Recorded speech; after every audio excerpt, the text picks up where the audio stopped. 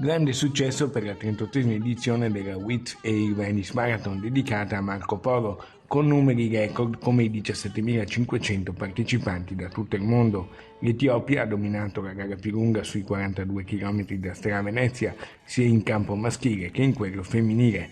Primo degli italiani l'azzurro Ahmed Ouda, settimo assoluto, mentre tra le donne la nostra Sara Carducci si è piazzata al quinto posto. Una grande emozione vedere tutti questi atleti che provengono da tutto il mondo, una manifestazione sempre più importante che rappresenta la punta di diamante del circuito delle maratone del Veneto, un evento di grande promozione della nostra regione. Lo sport è anche questo. L'edizione è davvero bella, ci ha graziato anche il tempo che non ha piovuto, insomma, nonostante fosse umido, però tantissime persone, soprattutto ho notato tante persone lungo il percorso, sia correndo ma anche guardando le immagini, e devo dire che c'è stato davvero un grande entusiasmo. Ci dà ulteriore responsabilità per il futuro, perché capiamo di essere un grande evento sportivo, ma anche di essere diventata una realtà importante in termini promozionali, economici, e questo è molto bello, ma è anche molto impegnativo. L'obiettivo principale era divertirmi, godermi la prima esperienza sulla maratona.